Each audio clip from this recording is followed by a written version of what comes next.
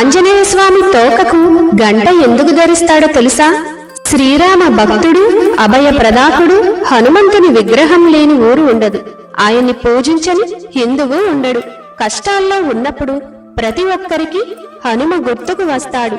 హనుమ గురించి చెప్పుకోవడానికి ఎంతో ఉన్నా సరే ఆయన గురించి ప్రస్తావన వస్తే మాత్రం రామ భక్తుడిగానే చూస్తారు. గదను పట్టుకున్న వీరాంజనేయునిగా, చేతులు జోడించి ఉన్న దాసాంజనేయునిగా, అభయముద్రతో అభయాంజనేయునిగా, రామనామ స్మరణాసక్తుడైన ప్రసన్నాంజనేయునిగా, లక్ష్మణ ప్రాణదాయకుడైన సంజీవన గిరిదారిగా వివిధ రూపాల్లో దర్శనమిస్తాడు. ఆంజనేయ స్వామిని వివిధ రకాల ఆకారాలతో, వివిధ రకాల పేర్లతో పిలిచి పూజిస్తారు. అందులో స్వామివారి తోకకు గంట ఉండే ఆకారం అందర్నీ ఆకట్టుకుంటుంది. నిజానికి హనుమ తోకకు గంట ఉండడానికి గల కారణం చాలా మందికి తెలియదు. కాని దాని వెనుక మహాయుద్ధం దాగి ఉంది. తోకకు గంట ఊరికే రాలేదు. తన తోకకు గంట కట్టుకుని 1000 మంది సింగిలీకులను కాపాడాడు. యుద్ధ భూమిలో వనరులు భయంకరంగా పోరాటం చేస్తున్నారు. సీతమ్మను కాపాడాలన్న ఏకైక లక్ష్యంతో వారు శత్రువులను చీల్చి చెండాడుతున్నారు.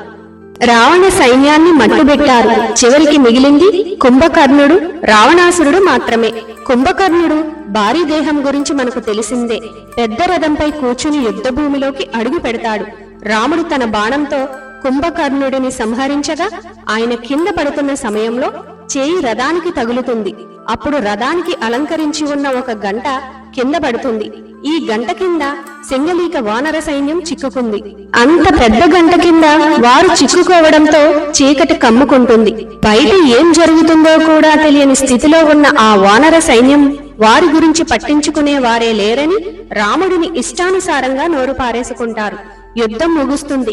సీతమ్మను రక్షించుకున్న తర్వాత తిరుగు ప్రయాణంలో రాముడు అందరూ ఉన్నారా లేదా అని గమనించగా 1000 మంది సింగిలీకులు కనిపించరు. అప్పుడు వారి కుటుంబ సభ్యులకు ఇచ్చిన మాట గుర్తొచ్చి ఎంతో బాధపడతాడు. కాని ఎలాగైనా సింగిలీకులను తీసుకునే వెళ్ళాలి అని అనుకుంటాడు. స్వయంగా ఆ శ్రీరాముడే రంగంలోకి దిగి సింగిలీకుల కోసం ఆ లంకంతా వెతుకుతాడు. అప్పుడు తన మేధాశక్తితో ఒక్క క్షణం ఉన్న చోటే ఆగి గంటను చూస్తూ ఉండిపోతాడు. వానరులు శ్రీరాముని వంక దీనంగా చూస్తూ ఉన్నారు. అప్పుడు రాముడు హనుమాను బిగ్గరగా పిలుస్తాడు.